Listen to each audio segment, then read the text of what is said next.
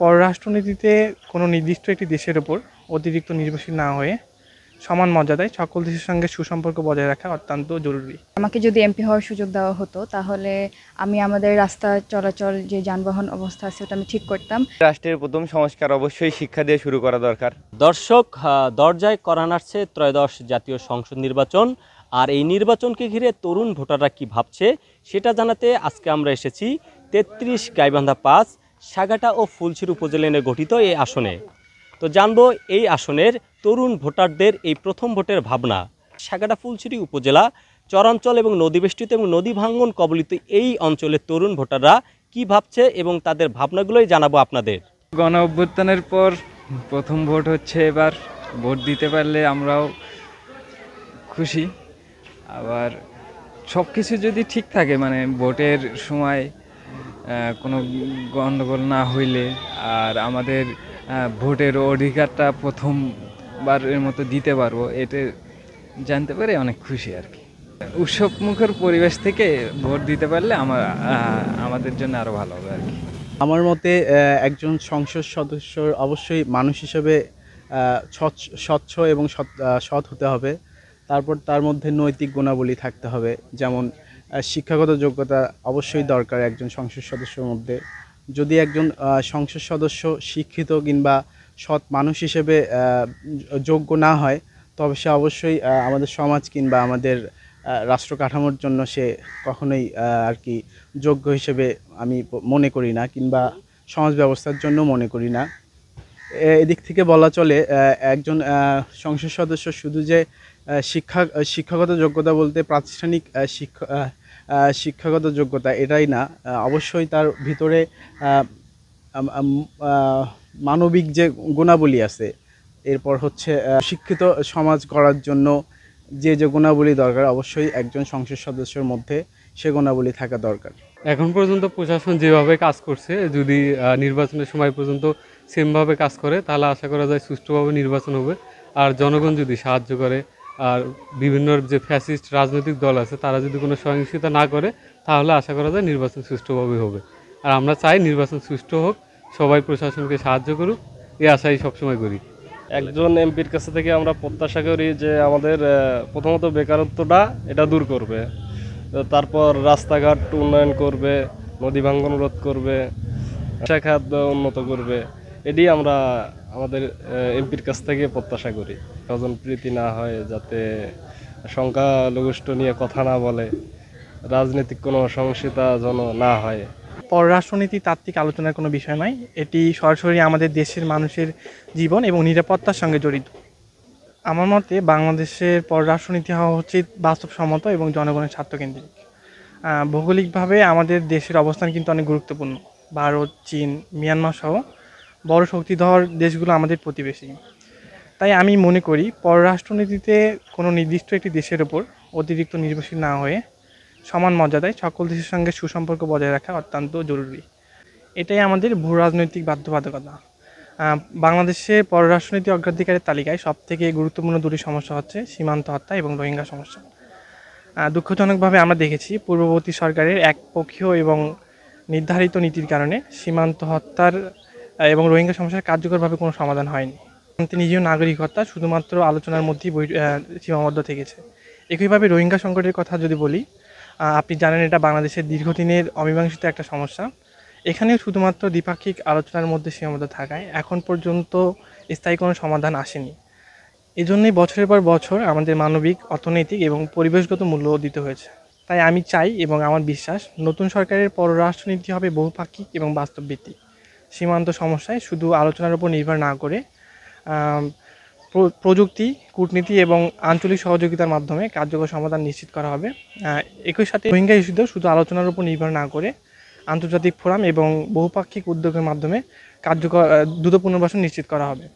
মূলত পররাষ্ট্রনীতির মূল লক্ষ্য হবে দেশের সার্বভৌম স্বার্থ রক্ষা, আঞ্চলিক শান্তি প্রতিষ্ঠান এবং আন্তর্জাতিক অঙ্গনে বাংলাদেশের মর্যাদা বৃদ্ধি করা।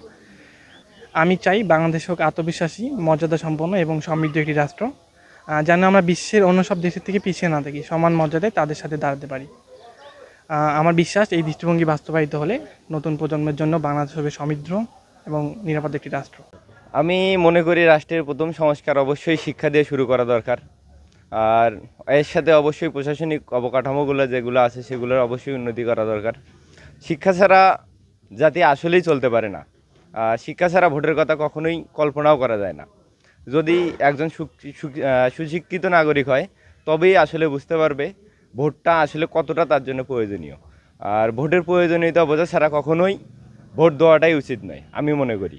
আর এর জন্য অবশ্যই শিক্ষা কাঠামোর অবশ্যই উন্নতি দরকার। একজন শিক্ষিত লোকই পারে দেশকে এগিয়ে নিয়ে যেতে। আর শিক্ষা ছাড়া কখনোই দেশের উন্নতি কল্পনা করা যায় না। তাই অবশ্যই শিক্ষা ও প্রশাসনিক যে অবকাঠামোগুলো আছে বা যে দিকগুলো আছে সেগুলো অবশ্যই উন্নয়ন করার দরকার, তাহলেই দেশের উন্নতি হবে।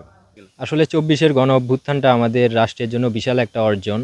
এই গণ অভ্যুত্থানে আমাদের ভাই বোনেরা যারা আহত এবং নিহত হয়েছে, আমার মনে হয় রাষ্ট্রের পক্ষ থেকে যারা আহত হয়েছে তাদের সুচিকিৎসা এবং কর্মসংস্থানের একটা ব্যবস্থা করা উচিত বলে আমি মনে করি। আর যারা নিহত হয়েছে রাষ্ট্রের পক্ষ থেকে তাদের পুনর্বাসন এবং দেখভাল করার প্রয়োজন বোধ বলে আমি মনে করি। যেহেতু রাষ্ট্রটা আমার একটা দায়িত্ব আছে, আমার ভোট আমি নিজেই দেব, অন্যের কথা কেন প্রভাবিত হব। আমরা ভালো এবং যোগ্য একজন প্রার্থীকে দেখে আমার ভোটটা আমি দিব। যদি এই কাজটা যদি ভুল হয় যে অন্য কারো অযোগ্য লোকে যদি আমি ভোটটা দিয়ে ফেলি, তাহলে একটা রাষ্ট্রের প্রতি একটা ক্ষতি হতে পারে। এই জন্য যোগ্য লোকে কি ভোটটা দেওয়া উচিত। রাষ্ট্রের প্রতি আমাদের একটি দায়িত্ব আছে, যেহেতু আমরা দেশের নাগরিক, এই জন্য অন্যের কথা কেন প্রভাবিত হব। আমার ভোট আমি নিজে দিব, দায়িত্বভাবে আমার ভোট আমি যাই দিব। হ্যাঁ, গণ অভ্যুত্থানের পরে তিনি দেশের যে অর্থনীতিটা ভঙ্গুর ছিল সেটাকে তিনি অনেকটা এগিয়ে নিয়ে গেছে। খারাপ দিক ছিল হচ্ছে আপনার গণ অভ্যুত্থানের পরে হচ্ছে দেশে অনেক ধর্ষণ বা খুন খারাপি বেড়ে গেছিলো। যদি তিনি একটু কঠোর পদক্ষেপ নিত তাহলে আমি মনে করতাম এগুলো অনেকটা কমে যেতে পারতো।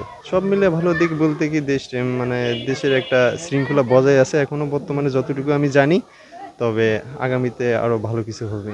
যেহেতু আমি একজন তরুণ এবং আমি এখানে এলাকার একজন ভোটার, আর আমাকে যদি এমপি হওয়ার সুযোগ দেওয়া হতো তাহলে আমি আমাদের রাস্তা চলাচল যে যানবাহন অবস্থা আছে ওটা আমি ঠিক করতাম। কারণ আমাদের রাস্তা অনেক অনুন্নত এবং অনেক সমস্যা হয় মানুষের চলাফেরাতে। এবং আমাদের এলাকা একটি নদীর এলাকা, নদী ভাঙ্গন এলাকা। আমরা নদী জানি ঠিক ভালো থাকে, ওটা ঠিক করার স্টেপস নিতাম। এবং নেটওয়ার্কিং যে ব্যাপারটা, নেটওয়ার্ক অনেক জায়গায় ঠিকমতো পাওয়া যায় না, তো ওটা অবশ্যই দেখতাম। কারণ আমাদের যে ইয়াং জেনারেশন আছে তারা খুব নেটওয়ার্কের উপর নির্ভরশীল। এবং নেটওয়ার্কের পাশাপাশি ফ্রিল্যান্সিং এবং আইটি যে সেক্টরসগুলো আছে সেগুলোকে এখানে ইন্ট্রোডিউস করতাম। কারণ সবার অনেক জানা অনেক ইম্পর্টেন্ট, কারণ পুরো দুনিয়া এখন নেটওয়ার্কেই চলে। এবং আমাদের যে চর এলাকা আছে ওখানে অনেক মানুষের অনেক কিছু নাই বললেই হয়, তো এবং ওখানে হেলথ সেক্টরস, হেলথ কেয়ার বলেন বা হসপিটাল, চিকিৎসা এবং কলেজ ওগুলা দিতাম। এবং আমাদের এলাকায় অনেক বন্যা হয়, বন্যাশীল এলাকা। তো আমি চাই যে ফ্লাড সেন্টার্স যেগুলো আছে অনেক জায়গায় দেখা যায়, কিন্তু এই এলাকায় নাই বললেই চলে। তো কলেজ হোক, যেগুলাই মানে ভবন থাকে ওগুলা কিন্তু আমরা উন্নত করলে ফ্লাড সেন্টার্স হিসাবেও পাশাপাশি ব্যবহার করতে পারি বা নতুন করেও আমরা তৈরি করতে পারি। কারণ আমাদের এখন কিন্তু নারীরাই মেইন, কারণ মেল পপুলেশনের থেকে নারী পপুলেশন এখন অনেক বেশি উন্নয়নশীল চিন্তাভাবনাও করে। আর আমি যত একজন নারী, আমিও চাই যে এখানকার যত নারীরা আছে তারা জানি শিল্প হোক বা ইন্টারনেট হোক বা ফ্রিল্যান্সিং যেগুলো আইটি সেক্টরস হোক ওগুলাতেও জানি তারা অনেক বেশি ট্রেন্ড হোক এবং এডুকেটেড হোক। কারণ এগুলো ছাড়া আসলে এই দুনিয়া চলে না। এবং আমিও চাই যে এখনও কিন্তু এগুলো এলাকাতে নারীরা ওভাবে মূল্যায়নও পায় না এগুলো কিছু কারণে। এবং আমি চাই যে ওরা সবাই অনেক বেশি এডুকেটেড হোক। দর্শক, এতক্ষণ শুনছিলেন গাইবান্ধা ৫, সাগাটা ও ফুলছড়ি উপজেলা নিয়ে গঠিত এই অঞ্চলের তরুণ ভোটারদের ভাবনা। তাদের এই ভাবনার মূল্যায়নগুলো আগামী রাষ্ট্র গঠনে সহায়ক ভূমিকা পালন করবে এই প্রত্যাশায় মোস্তাফিজুর রহমান, এনটিভি অনলাইন, সাগাটা, ফুলছড়ি।